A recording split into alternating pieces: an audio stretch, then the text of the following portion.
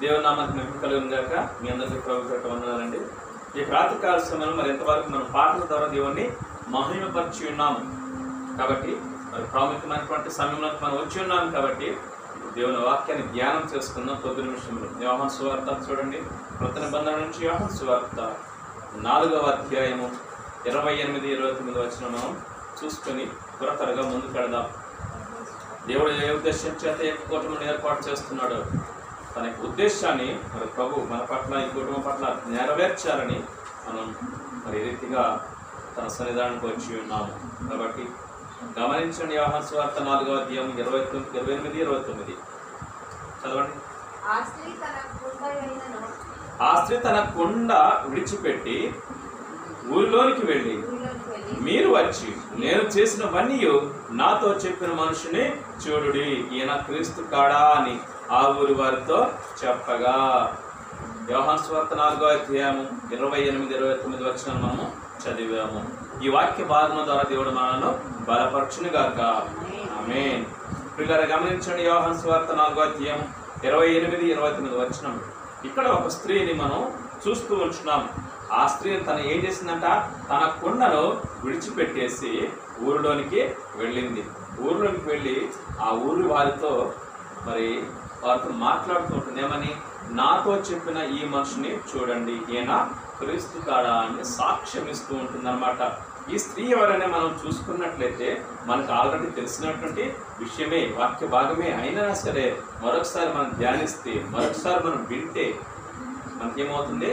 కొత్త విషయం దేవుడు మనకు తెలియపరుస్తాడు. మనం ఏం చేయాలనే విషయాన్ని తెలియపరుస్తాడు. మనం ఎలా బ్రతకాలనే విషయాన్ని మనకు దేవుడు స్పష్టంగా తెలియపరుస్తూ ఉంటున్నాడు. ఇక్కడ విషయం ఏమిటంటే, విడిచిపెట్టవలసినది విడిచిపెట్టాలి. ఈ స్త్రీ విడిచిపెట్టేసింది. ఏంటి? కొండను విడిచిపెట్టేసింది. అది ఏమి కొండో మరి అది ఎలాంటిదో మనం మరి ముందుగా చూద్దాము. ఈ ఎవరు అంటే ఈ స్త్రీ సమరయ స్త్రీ అన్నమాట. 4వ అధ్యాయంలో మనకి మొదటి నుంచి కనపడుతూ ఉంటుంది. సుఖార్ అన్నటువంటి ఊరిలో ఆ సమరయ స్త్రీ అక్కడ నీళ్ళు చేదుకోవడానికి పట్టపగలు ఆ యొక్క బావి దగ్గరకు వచ్చినప్పుడు క్రీస్తు కూడా అక్కడికి వచ్చాడు. వచ్చి ఆమెతో మాట్లాడుతుంటున్నాడు. ఏమని? అమ్మా, నాకు కూడా కొంచెం దాహానికి ఇవ్వమంటే, అయ్యా మీరు యూదులు సమరయులైనటువంటి మాతో మీరు స్నేహం చేయకూడదు, మాతో మాట్లాడకూడదు, మరి నీకు తెలియదా అంటే నాకు తెలుసమ్మా, అయినా సరే నాకు నీళ్లు అన్నప్పుడు మరి ఆమె అంటుంది, అయ్యా ఈ నీళ్లు ఆమెకి దేవునికి ఇవ్వడానికే ఇష్టపడదు. ఎందుకంటే ఆమె సమరయ, వీళ్ళు యూదులు కాబట్టి. ఎందుకంటే ఆ దినాల్లో సమరయులతో వారు యూదులు మాట్లాడకూడదు, సాంగత్యం చేయకూడదు.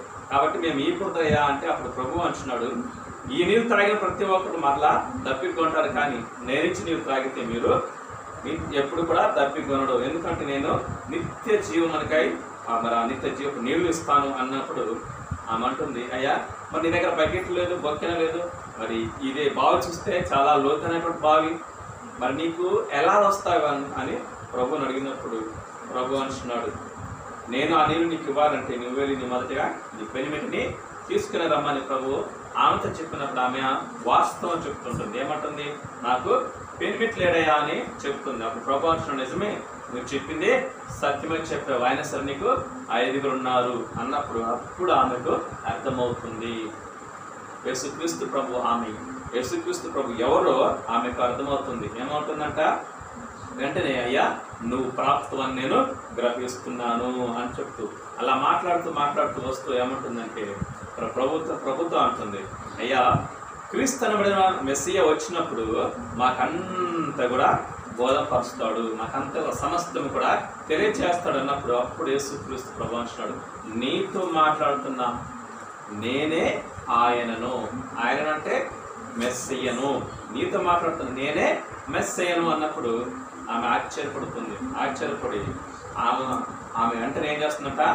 తన కుండను విడిచిపెట్టేసి ఊరిలోనికి పరిగెడుతూ ఉంటుంది. మన అంశం ఏమిటంటే, విడిచిపెట్టవలసినవి విడిచిపెట్టాలి, వదలవలసినవి వదిలేయాలి. వదలకపోతే జరిగే నష్టాలు, విడిచిపెడితే కలిగే ఆశీర్వాదాలు కొన్ని మనం చూద్దాం. అన్ని చూడటానికి మన సమయం లేని కారణాన 1-2 చూసుకొని మనం ముగించుకుందాం. ప్రియులారా గమనించండి, ఇక్కడ ఈ స్త్రీ కుండను విడిచిపెట్టేసింది. కుండనంటే మట్టి కుండను విడిచిపెట్టేసిందా? అర్థంగా చూసుకున్నట్లయితే, ఆత్మీయంగా చూసుకున్నట్లయితే కొండను అంటే మట్టి కొండను విడిచిపెట్టలేదు. ఆమె నీళ్ళు తెచ్చుకున్న కొండను కాదు అక్కడ అర్థం. వాస్తవానికి అయితే కొండ నాటి పెట్టేసి వెళ్ళింది, వాస్తవానికి వెళ్ళింది కరెక్టే అది కూడా.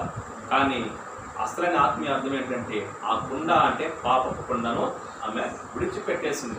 ప్రభు వారు ఎప్పుడైతే ఆమెను దర్శించాడు, యేసుక్రీస్తు ఎప్పుడైతే తనతో మాట్లాడాడు, ఎప్పుడైతే ఆమెను మరి తనకు నీకు 5 పెనిమిట్లు ఉన్నారని, అది పాపమే కదా, మరి పాపమే.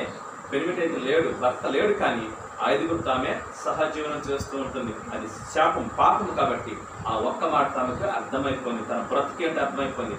వెంటనే ప్రభుని మరి ఆయన దగ్గర ఒప్పుకుంటుంది. ఎవరు లేరు ఆ సమయంలో, శిష్యులు ఆహారం కొనడానికి ఊళ్ళోకి వెళ్ళారు. కాబట్టి ప్రభు యొక్క ఆ స్త్రీ మాత్రమే ఉంది. వెంటనే తన పాపపు కొండను విడిచిపెట్టేసింది, ఒప్పుకుంది. ఒప్పుకొని ఏం చేయాలంటుందంట, మరి వెంటనే వెళ్ళి ఏం చేస్తుంది, ఆ ఊరి వారితో చెప్తుందన్నమాట, సాక్ష్యం చెప్తుంది. నేను చేసినవన్నీ నాతో చెప్పిన మనుషుడు. ఆమె ఏం చేసింది, పాపపు జీవితం గురించి చెప్తూ ఉంటుంది. నేను చేసిన ప్రతి పాపాన్ని మరి ఈ దేవుడు యేసుక్రీస్తు నాకు చూపించాడు, నాకు తెలియజేశాడు. అది కరెక్ట్ అయినటువంటి పద్ధతి కాదు, అది మరి నిన్ను నరకానికి తీసుకెళ్తుంటుంది. కాబట్టి పాపాన్ని నువ్వు వదిలిపెట్టాలి, పాపం నువ్వు ఉండకూడదు అని ఎప్పుడైతే ప్రభు నాకు బోధించాడు, నాకు తెలియచెప్పాడు, లేకపోతే ఈనాడు నీ వాక్యం ద్వారా, లేకపోతే దైవజనుల ద్వారా నీకు వినబడినప్పుడు ఏం చేయాలా, లోబడాలి. ఆ పాపాన్ని నువ్వు విడిచిపెట్టాలి. ఏ పాపమైనా సరే, సినిమాలా, సీరియల్సా, తాగుడా, లేకపోతే సిగరెట్లా, లేకపోతే జూదమా, లేకపోతే వ్యభిచారమా, లేకపోతే బూతు మాటలా, ఏదైనా సరే ఏం చేయాలా, వదిలిపెట్టాలి. వదిలిపెట్టకపోతే నాశనమే గతి. కాబట్టి స్త్రీ ఒప్పుకుంది, దేవుని యొక్క విడిచిపెట్టేసి ప్రభువుకు సాక్షిగా ఉంటుంది. విడిచిపెట్టడం వలన ఆమె జీవితం ఎలా ఉందంట, ప్రభువుకి సాక్షిగా ఉంది. అంతేకాదు, కింద వచనంలో చూస్తే ఆమె వెళ్ళి ఊర్లో అందరినీ ప్రభు యొద్దకు నడిపిస్తుంది. చూసారా, పాపం అనకుండా ఎప్పుడైతే ఆ స్త్రీ విడిచిపెట్టేసిందో మరి ప్రభువుకి శిష్యురాలుగా ఉంది, ప్రభు పరిచర్యలో సాక్షిగా ఉంది. అనేకులకు ఎలా ఉందంట, ఆశీర్వాదకరంగా ఉంది, అనేకులకు మేలుకరంగా ఉంది.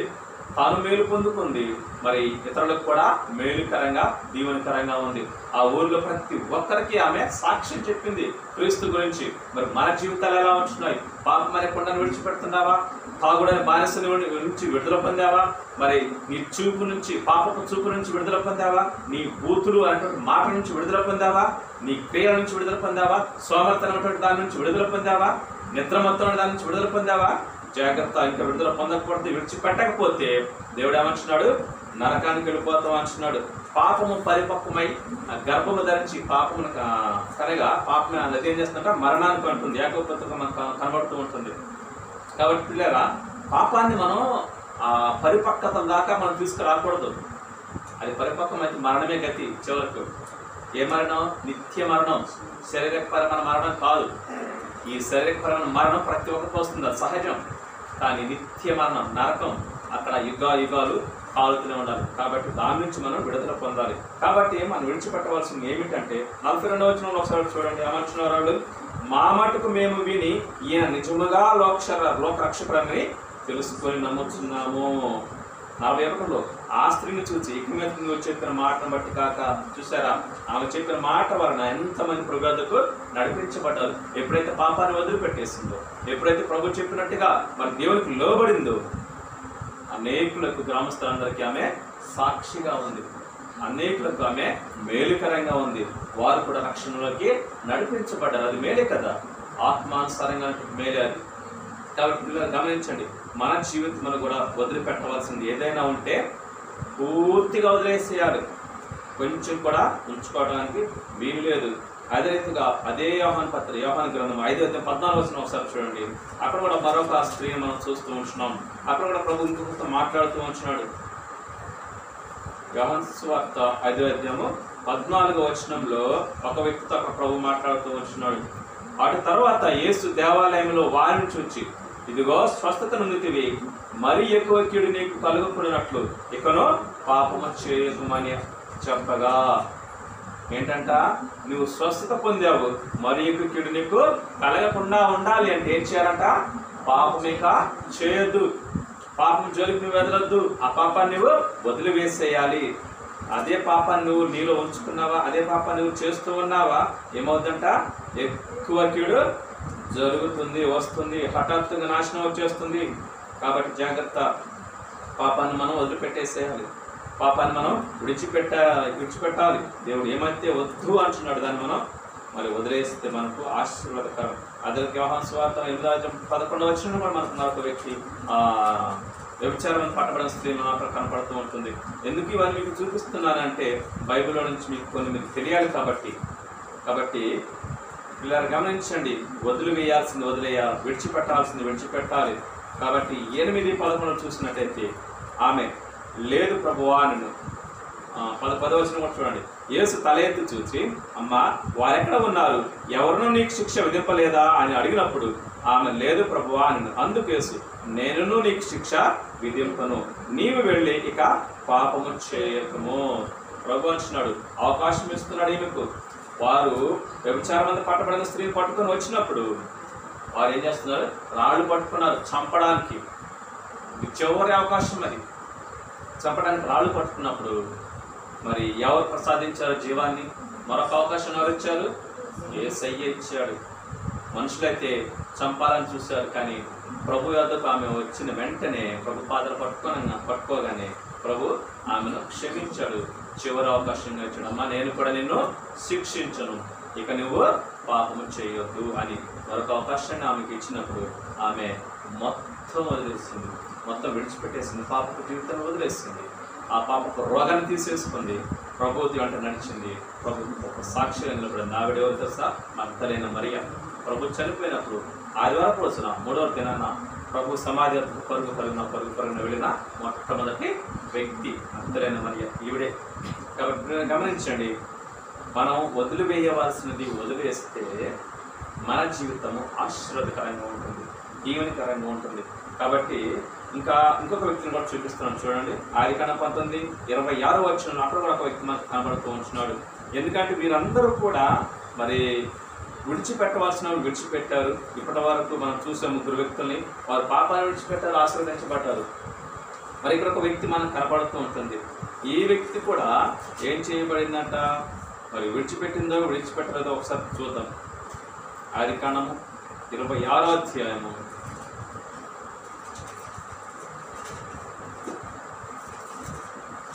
19 ఆదికాండం 19:26 ఆదికాండము 19:26 చూస్తే అక్కడ మన లోతు భార్యను మనం చూస్తూ ఉన్నాం అన్నమాట. అక్కడ లోతు భార్యను కనపడుతూ ఉంటుంది మనకు. ఆమె ఏం చేసిందంట, అయితే లోతు భార్య అతని వెనుక నుండి తిరిగి ఉప్పు స్తంభం ఆయను. ఏంటి సందర్భము? ఇక్కడ ప్రభువు అంటున్నాడు, ఏమంటున్నాడు అంటే సొదొమ గొమొర్రా పట్టణాలను మరి నాశనం చేయడానికి దేవుడు దిగి వచ్చి 17వ వచనం ఏమంటున్నాడు అంటే, దేవుని దూతలో లోతుతో మరి ఒక హెచ్చరిక చేస్తున్నారు. ఆ దూతలు వారిని వెలుపలికి తీసుకుని వచ్చిన తర్వాత ఆయన అంటే దేవుడు, నీ ప్రాణము దక్కించుకున్నట్లు పారిపోము, నీ వెనుక చూడకము. ఏంటంట ఆజ్ఞ ఏంటి? నీ వెనుక తిరిగి చూడొద్దు. ఎవరు? లోతు గారితో చెప్తున్నట్టు మాట దేవుడు. నువ్వు ఈ పట్టణంలో ఉంటే చచ్చిపోతావు, అగ్ని గంధకాలు ఈ పట్టణం మీద పడి మరి నాశనం చేస్తావు, ఒక గడ్డి మరుపు కూడా మొలవదు. కాబట్టి నువ్వేం చేయాలి? రక్షించబడాలంటే నువ్వు వెనక్కి తిరిగి చూడకుండా ఆ కొండకు పారిపోమని దేవుడు చెప్పాడు. అప్పుడు ఆ లోతు భార్య 2 కూతుళ్ళు కూడా ఆ కొండకు పరిగెడుతూ ఉన్నారు. పరిగెడుతున్న క్రమంలో మరి లోతు భార్య ఏం జరుగుతుందో అని చెప్పేసి, అది ఏదైనా అనుకోండి, మరి లోకం మీద ఉన్న ఆశ కావచ్చు, మరి వాళ్ళ ఇంట్లో ఉన్న బంగారు నగల మీద ఆశ కావచ్చు, ఇంకేదైనా కావచ్చు. కానీ ఏం చేసిందంట, వెనుక తిరిగి చూచింది. వెనక్కి తిరిగి చూడటం వెంటనే ఏమైపోయిందంట, ఉప్పు స్తంభం అయిపోయింది. ఇలా గమనించండి, దేవుడు చెప్పిన మాట వినకపోతే ఇక ఇలాగే ఉంటుంది. వెంటనే ఆ యొక్క శాపం వచ్చేస్తుంది. అయితే మిగిలిన 3 కూడా రక్షించబడ్డారు. లోతు 2 కూతురు కూడా రక్షించబడి ఆ కొండకు పారిపోయారు. ఈమె వినలేదు, దేవుడు చెప్పిన మాటకు లోబడలేదు. ఇంకా లోకాన్ని తనలోనే ఉంచుకొని ఆ లోకం వైపు తిరిగి చూసేసరికి తన జీవితాన్ని కోల్పోయింది. తర్వాత అవకాశం లేకుండా అయిపోయిందనమాట. కాబట్టి పిల్లలు గమనించండి, మనం కూడా దేవుడు మనకి ఇచ్చిన అవకాశాన్ని మనం ఏం చేయాలా? సద్వినియోగం చేసుకోవాలా. అటు జ్ఞానాన్ని దేవుడు మనకి ఇవ్వాలని ప్రార్థన చేసుకోవాలా. దేవా, నేను మరి ఆ రీతిగా నశించుకోకూడదయ్యా, నాకు సహాయం చేయమని నువ్వు అడిగితే దేవుడు తప్పకుండా నీకు అవకాశం ఇస్తాడు. లూకాసు వార్త 19:62 మనం చూసినట్లయితే ప్రభు ఒక మాట, అద్భుతమైన మాట మనకు అక్కడ తెలియపరుస్తూ ఉంటున్నాడు. లూకాసు వార్త 9:62 చదవాలా? తీసిన వారు చదవాలా? లూకాసు వార్త 9:62 అక్కడ కూడా ప్రభు అద్భుతమైన మాటను రాయిస్తున్నాడు. యేసు, నాగటి మీద చేయి పెట్టి వెనుక తట్టు చూచి వాడెవడను దేవుని రాజ్యమునకు పాత్రుడు కాడు. ఏంటంట? నాగటి మీద చేయి వేసి వెనుక తిరిగి చూస్తే దేవుని రాజ్యానికి వారసుడు కాడు, దేవుని రాజ్యానికి రాలేడు. కనుక వెనుక తిరిగి చూసే అలవాటు విశ్వాసకి ఉండకూడదు. వెనుక తిరిగి చూడటం అంటే మనం ఈ మామూలుగా ఇలా తిరిగి చూడటం కాదు ఉద్దేశం. విశ్వాస యాత్ర జీవితంలో ముందుకు కొనసాగుతున్నప్పుడు పాపం అనే ఈ లోకాన్ని వదిలివేసి పరిశుద్ధంగా జీవిస్తూ, దేవుని ఆజ్ఞను గైకుంటూ, దేవుని శాస్త్రాన్ని అనుసరిస్తూ, దేవుడు చెప్పినట్లుగా జీవిస్తూ వెళుతూ ఉన్న క్రమంలో మరలా లోకము వైపు, పాపం వైపు తిరిగి చూసేలా జాగ్రత్త, లోతు భార్య వలె అయిపోతావు. అలాంటి వ్యక్తులు దేవుని రాజ్యానికి చేరలేరు అని దేవునికి వాక్యం స్పష్టంగా చెప్తూ ఉంటుంది. అదే రీతిగా సామెతలు 24:30 చూడండి. అక్కడ దేవుడు మనకు ఒక మంచి మాటను రాయించి పెట్టాడు. ఇంకా ఏంటి, ఏమేమి విడిచిపెట్టాలి అనే విషయాన్ని మనకు అక్కడ కనబడుతూ ఉంటుంది. పిల్లలు గమనించండి, విడిచిపెట్టవలసిన మనం విడిచిపెట్టినట్లయితే దేవుడు ఏం చేస్తున్నాడంట? మనకు దీవెనకరంగా మనం ఉంచుతాడు, అనేక ఆశీర్వాదకరంగా ఉంచుతాడు. సామెతలు 24:33 మనం చూసినట్లయితే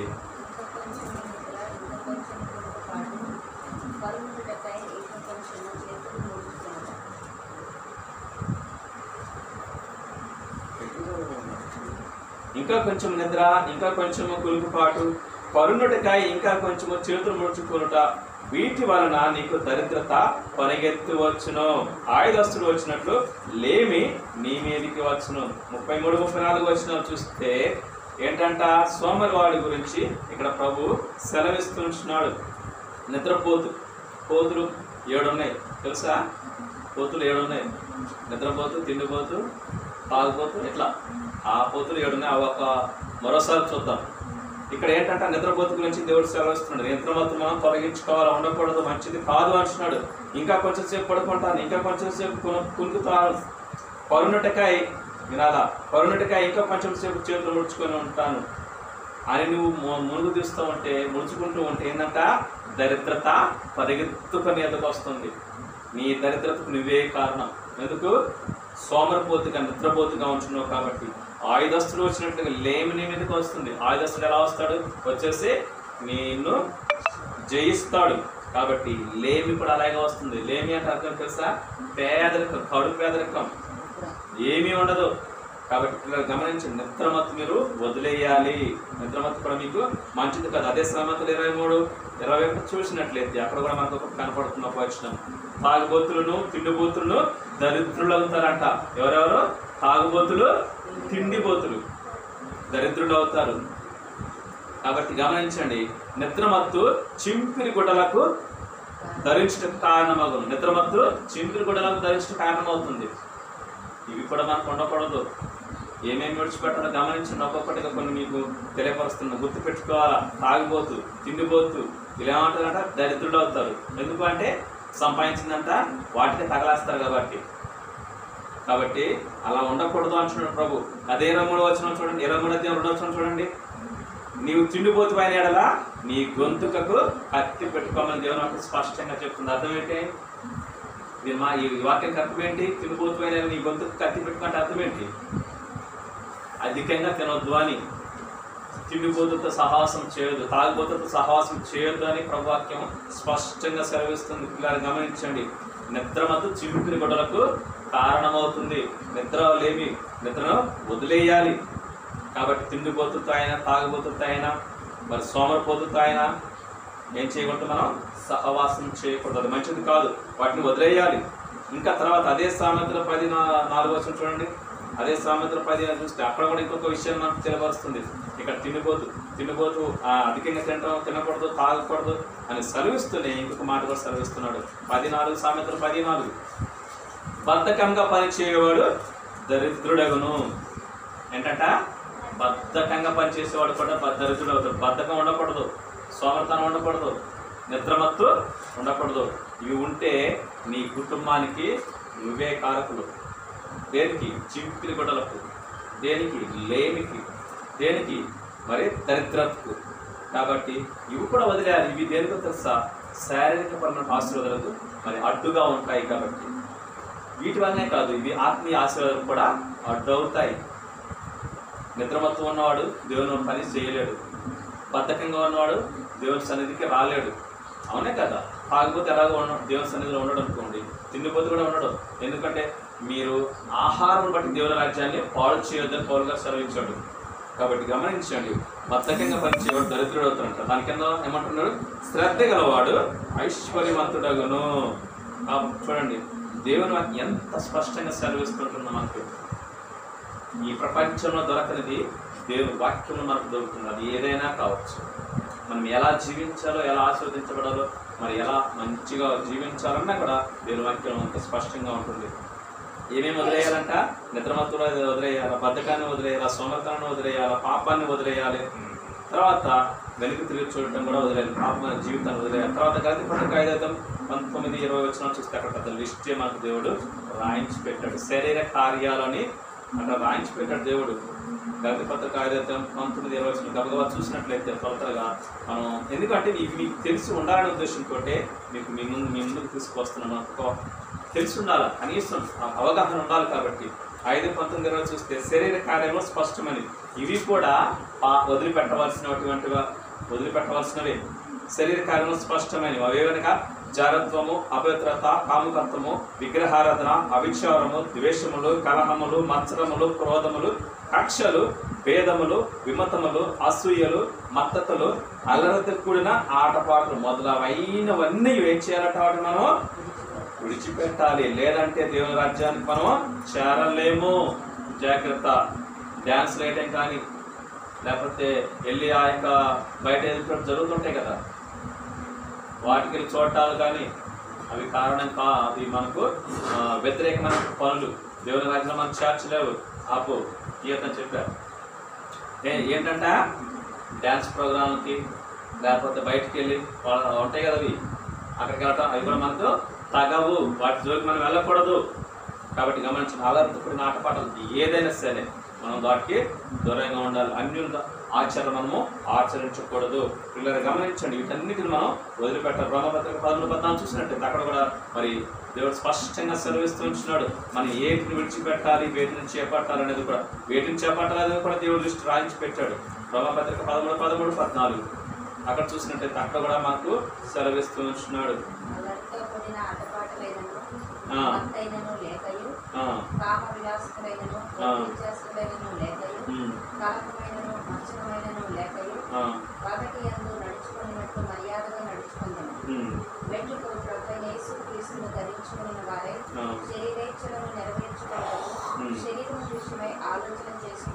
చూడండి, ఇక్కడ ఎంత స్పష్టంగా దేవుడు మనకు రాయించి పెట్టాడు. అల్లరితో కూడిన ఆటపాటలైనను మత్తైనను లేకయు. అవన్నీ అల్లరితో ఆటపాటలు మనము వాటిని చేయకూడదు, వాటి జోలికి వెళ్ళకూడదు. అక్కడ జరుగుతున్నా సరే మనం వెళ్ళకూడదు. మన ఇంట్లో మనం ఉండాలి, మనం దేవుని స్తుతించాలి, వాక్యం చదువుకోవాలి, ప్రార్థన చేసుకోవాలి. ఇది మన పని. తర్వాత కామ విలాసములైన పోకి చేష్టలైన కూడా విడిచిపెట్టేసేయాలి. కలహం ఉండకూడదు, ఎవరితో మత్సరం పడకూడదు, అసూయ ఉండకూడదు. మత్సరం అంటే అసూయ, కపటం. పగటి యందు నడుచుకున్నట్టు మర్యాద మనం నడుచుకోవాలి. కాబట్టి గమనించండి, మనం ఎలా ఉండాలంట? ప్రభువైన యేసుక్రీస్తును మనం ధరించుకున్న వారముగా ఉండాలి. శరీరేచ్ఛను మనం నెరవేర్చుకోకూడదు. శరీరేచ్ఛలు అంటే ఏంటి? వ్యభిచారం, తాగుడు, తిండిపోతు, మరి జోదము, ఇవన్నీ శరీరానికి సంబంధించిన ఇవన్నీ. వీటి వల్ల ఏ ఉపయోగం లేదు. నరకానికి వెళ్ళటం తప్ప దేవుని రాజ్యం మనం చేరలేము. వీటిని వదిలేయాలా? ఎవరైతే వదిలేస్తారో వారు దేవుని రాజ్యంలో ఉంటారు. తర్వాత ఎఫెసీ 4:17 చూసినట్టయితే అక్కడ ఒక్క మాటలో దేవుడు సెలవిస్తున్నాడు అనమాట, ఏం చేయాలి అనే విషయం.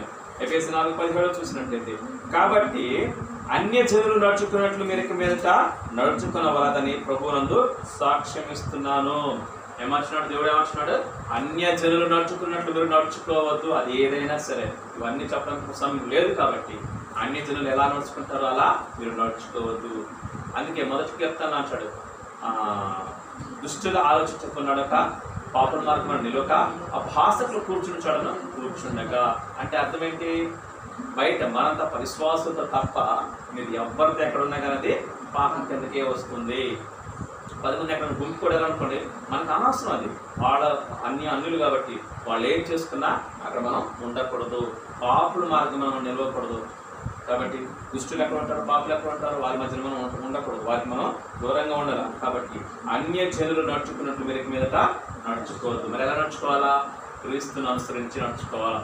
విశ్వాసులు ఎక్కడ ఉంటారో వారితో దేవుని మాటలు పంచుకోవాలి, వారితో సహాసం కలిగి ఉండాలి. అన్యులకైతే దేవుని సువార్తను మనం ప్రకటించాలి. కాబట్టి అన్య జనులు నడుచుకున్నట్లు మనం నడుచుకోకూడదు. తర్వాత ఫిలిప్పీ 3:19 చూసినట్లయితే అక్కడ పౌలు గారు ఒక మంచి మాట మనం తెరవిస్తుంటున్నాడు. 3:19 నాశనమే వారి అంతము. ఎవరిది మాట? ఎవరికి మాట? పాపం చేసేవారికి, అలంతపుడు నాటపాటలు అనుభవించే వారికి. ఇప్పుడు ఇందాక మనం చూసాం కదా, గలతీ పత్రిక 5:19 అవన్నీ చేసేవారికి అవి ఏంటంట? నాశనమే వారి అంతము, వారి కడిపే వారి దేవుడు. వారు తాము సిగ్గుపడవలసిన విషయాలు అందరూ ఏం చేస్తున్నారంట? అతిశయపడుతున్నారు. భూ సంబంధమైన వాటి అందు మనసు ఉంచుతున్నారు. కాబట్టి గమనించండి, విడిచిపెట్టవలసినవి విడిచిపెట్టకుండా ఉంటే ఏంటంట? నాశనమే వారి అంతము, వారి కడిపే వారి దేవుడు. అంటే తిండిపోతుల గురించి మాట ఇది. వారి కడిపే వారి దేవుడు. తర్వాత వారు సిగ్గుపడవలసిన విషయాల్లో ఏం చేస్తున్నారు? అతిశయిస్తున్నారు. నేను ఎంత తాగుతాను, నేను డబ్బా తాగుతాను, నేను పీపా తాగుతాను, నువ్వేం తాగుతావారా? ఇది కాదు. ఈ విషయం ఏంటంట? సిగ్గుపడాలి. కానీ అలా చేయట్లా. పాపులు ఏం చేస్తున్నారు? గొప్పగా చెప్పుకుంటున్నారు. ఇవి సిగ్గుపడవలసిన విషయాల్లో అతిశయపడుతున్నారు. భూ సంబంధమైన వాటి మీదే వారు మనసు ఉంచుతున్నారు. భూ సంబంధమైన వాటి మీద మనసు ఉంచుతున్నారు. ఈ లోకానికి సంబంధించిన వాటి మీద మనసు ఉంచుతున్నారు. ఈ లోకంలో సంబంధించిన వాటితోనే వారు సంతోషంగా ఉంటున్నారు. చచ్చిన తర్వాత ఎక్కడికి వెళ్తారు? నరకానికి వెళ్తారు. అది అర్థం కావట్లే వాళ్ళకి. కాబట్టి మనం అలా ఉండకూడదు. తర్వాత వచ్చిన చూడండి, మన పౌరస్థితి పరలోకమందున్నది. ఎక్కడుందంటే మనం పౌరస్థితి ఈ జీవితాన్ని ముగించిన తర్వాత మనం పరలోకంలో సంతోషంగా ప్రభుత్వం యుగాలు ఉంచాము. కాబట్టి పిల్లలు గమనించండి, మనం అలా ఉండకూడదు. భూ సంబంధమైన వాటి మీద మనం మనసు పెట్టుకోకూడదు. కొలసీ పత్రిక 3 చూసినట్లయితే అక్కడ కూడా అద్భుతమైన మాట దేవుడు మనకు రాయించి పెడుతూ ఉంటున్నాడు. ఏమంటున్నాడు? కొలసీ పత్రిక 3 మనం చూసినట్లయితే 5 నుంచి చూస్తే అక్కడ కూడా మరొక లిస్ట్ ఇస్తున్నాడు. మరి ఎలాంటి వాటిని మనం విసర్జించాలి, ఎలాంటి వాటిని మనం విడిచిపెట్టాలని. 5వ వచనం చూస్తే, కావున భూమి మీద ఉన్న మీ అవయములను అనగా జారత్వమును, అపవిత్రతను, కామాతురతను, దురాశను, విగ్రహారాధన అయినటువంటి ధనాపేక్షను ఏం చేయాలా? చంపివేయాలా. ధనాపేక్ష సమస్త కీడులకు మూలం. ధనాపేక్ష ఉండకూడదు, ధనాశ ఉండకూడదు, పేరాశ ఉండకూడదు, దురాశ ఉండకూడదు. కాబట్టి ఇవన్నీ మనం ఏం చేయాలా? విడిచిపెడితేనే ప్రభు సన్నిధిలో, ప్రభు రాజ్యంలో మనం సంతోషంగా ఉండటానికి అవకాశం ఉంటుంది. మొదటి వచనం చూడండి, మీరు క్రీస్తుతో కూడా లేపబడిన వారైతే పైన వాటినే వెదకుడే. అక్కడ క్రీస్తు దేవుని కృపార్శ్వమున ఉన్నాడు. పైన వాటి మీదనే కానీ భూ సంబంధమైన వాటి మీద మీరు మనసు పెట్టుకోవద్దు. దేవుడు స్పష్టంగా చెప్తున్నాడు. పైన వాటి మీద అంటే పరలోకానికి సంబంధించిన వాటి మీద మనం మనసు పెట్టుకోవాలి, కానీ భూలోకి సంబంధించిన వీటి మీద మనసు పెట్టుకోవద్దు. ఏంటవి? డబ్బు కానీ, తిండి కానీ, తాగడం కానీ, తర్వాత ఇంకేదైనా సరే, ఆస్తులు కానీ, అంతస్తులు కానీ, పదవి కానీ, సంతోషం, ఈలోక సంతోషం కానీ, ఇవేవి మీద వీటి మీద మనం ఏం చేయకూడదంట? మనసు పెట్టుకోవద్దు. కాబట్టి గమనించండి, ఆకాను అలాగే చేశాడు. భూ సంబంధం కదా మనసు పెట్టాడు. ఆకాను తెలుసా? యెహోషువ గ్రంథంలో మనం చూస్తున్న 7వ అధ్యాయంలో యేసు ప్రభువు చెప్పాడు, యెరూషలేమును నాశనం చేసి, యెరికోను నాశనం చేసిన తర్వాత అది శపితమైనటువంటిది, దానిలో మీరు ఏది కూడా తీసుకోవద్దని దేవుడు స్పష్టంగా చెప్పాడు. స్పష్టంగా చెప్పినప్పుడు ఏం చేశాడు? ఆకాను బంగారు వస్త్రాలు తీసుకున్నాడు, మంచి వస్త్రాలు తీసుకున్నాడు, బంగారం తీసుకున్నాడు, వజ్రాలు తీసుకున్నాడు, వెండి, అవన్నీ తీసుకుని ఏం చేసుకున్నాడు? తన యొక్క ఇంట్లో దాచిపెట్టుకున్నాడు. అప్పుడు యెరికో పెద్ద పట్టణం, దాన్ని జయించారు దేవుని ప్రజలు. తర్వాత ఆ పట్టణం హాయి, అది చాలా చిన్న పట్టణం. అక్కడికి వెళ్తే ఓడిపోయారు. అది వాళ్ళకి అర్థం కాలేదు ఇశ్రాయేలు జనాంగానికి. పెద్ద పట్టణాన్ని జయించాము, ఇంకా చిన్న పట్టణాన్ని మేము జయించలేకపోయాం ఏంటని యెహోషువ దేవుని ఎదుట రాత్రంతా ప్రార్థన చేస్తే అప్పుడు దేవుడు సమాధానం ఇచ్చాడు. ప్రజలు వారు నేను చెప్పిన పని చేయకుండా మరి బంగారాన్ని ఆశించి, వస్తువులు ఆశించి నాకు విరోధంగా పాపం చేశారు అని చెప్పినప్పుడు వెంటనే తెల్లారిన తర్వాత యెహోషువ ఏం చేశాడు? ఎవరైతే చేశారో లిస్ట్ తీశాడు అనమాట. అంటే ఏమంటారు? నిర్ధారించాడు. ఎవరు చేశారని విచారణ చేస్తే ఆకాను పట్టబడ్డాడు. ఆకాను తీసుకెళ్ళి ఏం చేశారు, కుటుంబంగా తీసుకెళ్ళి ఏం చేశారు, రాళ్ళతో కొట్టి చంపేశారు. కాబట్టి చూడండి, దేవుని మాటకు వ్యతిరేకంగా వెళ్ళటం వలన అతను మాత్రమే కాదు, కుటుంబంగా చనిపోవాల్సి వచ్చింది. గమనించండి. అదే రీతిగా గెహాజీ కూడా మొదటి రాజుల గ్రంథం మరి మనకి 20వ అధ్యాయంలో కనపడుతుంటుంది. అక్కడ 2వ రాజుల గ్రంథం 5వ అధ్యాయంలో మనకు కనపడుతుంటుంది. గెహాజీ ఏం చేశాడు, ధనాన్ని ఆశించాడు. ధనాన్ని ఆశించి తన జీవితానికి ఎవరైతే వదిలేశారో ఆ నయమాను తనకున్న కుష్టునంత వదిలించుకున్నాడు. దేవుని ప్రవక్త చెప్పినట్టుగా చేసి దేవుని ప్రవక్త ఏం చేశాడు, యోర్దాను నదిలో 7 మార్లు మనడు అలాగే చేశాడు. మొదట కోపగించుకున్నాడు, కానీ తర్వాత మరలా లోబడి ఆ యోర్దాను నదిలో మునిగినప్పుడు తన ఒంటి మీద ఉన్న కుష్ఠంతా ఏం చెప్పబడింది, పోయింది. ఎప్పుడు దేవుడు చెప్పినప్పుడు చేస్తే వెంటనే పోయింది, వదిలేశాడు. ఆ డబ్బు ఎలీషా గారికి ఇవ్వాలనుకుంటే ఆయన వద్దన్నాడు. తర్వాత వెళ్ళిపోతున్నటువంటి గెహాజీ ఆ డబ్బును ఆశపడ్డాడు. దేవుడు ఏమైతే వద్దంటున్నాడు అది ఆశపడి అతని దగ్గరికి వెళ్ళి తెచ్చుకున్నాడు. అప్పుడు దేవుడు ఏమైంది, ఆ శాపాన్ని తనకు, తన కుటుంబానికి, తన వంశం మొత్తానికి, ఏంటంటే వంశం మొత్తానికి సర్వయుగాలు అంటి ఉండగా కానీ శాపాన్ని గురయ్యాడు. ఎప్పుడైతే ఎలీషా గారు ఆ మాట పలికాడో ఆ నయమానికి వదిలిపోయిన కుష్ఠంతా ఈ గెహాజీకి, వారి కుటుంబానికి, వారి వంశం మొత్తానికి ప్రాప్తించింది. చూసారా, దేవుడు చెప్పింది చేయకపోతే నాశనం, ఎంత శాపం. కాబట్టి గమనించిన చివరిగా ఒక వాక్యం చూసుకుని మనం ముగించుకుందాం. ప్రకటన గ్రంథము 21వ అధ్యాయం 8వ వచనం చూసినట్లయితే ఇక్కడ కూడా ఒక చిన్న లిస్ట్ ఇచ్చాడు దేవుడు, ఎవరెవరు పరలోక రాజ్యానికి రారో చెబుతూ ఉంటున్నాడు. కాబట్టి గమనిద్దాం, మనము కూడా మన జీవితంలో ఏమైతే మరి ఇంకా పట్టుకొని ఉన్నామో అవి పరిశీలన చేసుకుందాం. ప్రకటన గ్రంథం 21:8 పిరికివారును, అవిశ్వాసులను, అసహ్యులను, నరహంతకులను, వ్యభిచారులను, మాంత్రికులను, విగ్రహారాధికులను, తర్వాత తాగుబోతులను, అబద్ధికులు అందరూ అగ్ని గంధకములతో మండు గుండములో పాలు పొందుదురు. ఇది 2వ మరణము. కాబట్టి గమనించండి, ఎవరెవరంట, పిరికివారు, అసహ్యులు, అవిశ్వాసులు, విశ్వాసం లేని వారు, నరహంతకులు, వ్యభిచారులు, మాంత్రికులు, విగ్రహారాధికులు, తాగుబోతులు, తిండిబోతులు, అబద్ధికులు అందరూ కూడా అగ్ని గంధకములతో మండు గుండములో పాలు పొందుతారు. ఇది 2వ మరణం. 2వ మరణం ఏంటి, నరకంలో. కాబట్టి గమనించండి, దేవుడు చెప్పిన మాటకు లోబడకపోతే ఇకనైనా నీకు దేవుడు అవకాశం ఇస్తున్నాడు. నువ్వు మారకపోతే ఏం చేయబడతావంట, అగ్నిగుండంలో పడవేయబడతావు. యుగాలు నువ్వు అక్కడ కాలుతూనే ఉంటావు. పురుగు చావదు, అగ్ని ఆరదు. కాబట్టి గమనించిన ప్రియులారా, దేవుని మాటకు లోబడితే మనం బహుగా దీవించబడతాము.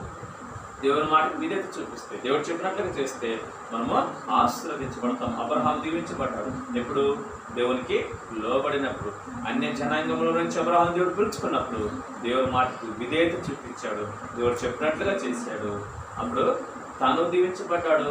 తన ద్వారా ప్రపంచం మొత్తం కూడా దీవించబడింది. ఒక్క వ్యక్తి ద్వారా ప్రపంచం దీవించబడింది. ఎప్పుడు అంటే దేవుని మాటకు లోబడ్డాడు. దేవుడు ఏమైతే చెప్పాడో అది చేసినప్పుడు. అబ్రహాంతో చెప్పాడు, మోరియా పర్వతం మీదకి వెళ్ళి నీకు ఒక్కడైనా నీ కుమారుని నాకు బలువమంటే, మరి ఆయన బాధపడినప్పటికీ మరలా ఏం చేశాడు, దేవుడు చెప్పినట్లుగా ఆ స్థలానికి వెళ్ళి ఇస్సాకుని బలి ఇచ్చాడేవలేదా, ఇచ్చేసినట్టే ఇచ్చేశాడు, ఎత్తాడు. కానీ వెనుబడి చివరి క్షణంలో దేవుడు ఆపాడు. ఆపి ఏమంటున్నాడు, నా మాటకు నువ్వు లోబడ్డావు, నీవు ప్రేమగా పెంచుకున్న నీ కుమారుడు నాకు ఇవ్వటానికి ఆన్సర్ నువ్వు వెనుక తీయలేదు కనుక నేను నిన్ను మరి పరిశోధించాను, ఈ యొక్క కార్యం చేస్తావా లేదా అని. అబ్రహాం చేయడానికి ఇష్టపడ్డాడు, చేశాడు. కాబట్టి విశ్వాసులకు తండ్రి అయ్యాడు. వెంటనే దేవుడు ఏం చేశాడు, అక్కడ ఆ బలిని సిద్ధం చేసే ఉంచాడు, ముందే సిద్ధం చేసి ఉంచాడు. ఆ కొండ మీద, ఆ మోరియా కొండ మీద ఒక గొర్రె పొట్టను దేవుడు సిద్ధం చేసి ఉంచాడు. అబ్రహాం కనులకి చూడు, పొదలో గొర్రె పొట్టలో ఉంది, తీసుకొచ్చి బలి ఇవ్వమన్నాడు. ముందే సిద్ధం చేసి ఉంచాడు దేవుడు. అయినా సరే మరి అబ్రహాం చేస్తాడా, లోబడతాడా లేదా అని చెప్పినప్పుడు అబ్రహాం లోబడ్డాడు. కాబట్టి విశ్వాసులకు తండ్రి అయ్యాడు, ప్రపంచానికి తండ్రి అయ్యాడు. మరి ప్రపంచం దీవించబడింది అబ్రహాం ద్వారా. నిన్ను బట్టి నీ కుటుంబం దీవించాలంటే నువ్వు దేవునికి లోబడాలి. నిన్ను బట్టి నీ యొక్క ఊరు, నీ గ్రామం దీవించబడాలంటే నువ్వు దేవునికి లోబడాలి. కాబట్టి గమనించండి, రాత్రికాల సమయంలో ఏమైతే మనం విడిచిపెట్టవాలో అవన్నీ విడిచిపెట్టినట్లయితే దేవుడిని గొప్పగా ఆశీర్వదిస్తాడు. దేవుడి యొక్క నీ పాపాలను గుర్తు చేసుకోడు, నీ యొక్క దుష్కార్యం, నీ యొక్క దుష్ట ప్రవర్తనను మన దేవుడి యొక్క ఎప్పటికీ కూడా గుర్తు చేసుకోడు. నా వీపు కనుక వాటిని పడేస్తున్నాను అంటున్నాడు. కాబట్టి దేవుడు చిన్న అవకాశం మనం సద్వినియోగం చేసుకొని వదిలిపెట్టవలసిన వదిలివేసేసి చెయ్యవలసిన ఏంటివి ఆత్మఫలం చాలా ఉన్నాయి. దేవుని మాటలకు లోబడి దేవుని ఆజ్ఞలు మనం గైకొన్నట్లయితే దేవుడు మనం బహుగా ఆశీర్వదిస్తాడు, అనేకులకు దీవెనకరంగా ఉంచుతాడు. ఆ రీతిగా కుటుంబం దేవునికి లోబడి దేవుని రక్షణలోకి వచ్చి అనేకులకు ఆశీర్వదకరంగా ఉండునుగాక. మేము ప్రార్థన చేసుకున్నాం. దయచేసి మోకరించండి. ఈ రాత్రి కాల సమయం వరకు మనం దేవుని మాటలు ఆలోచించాం కాబట్టి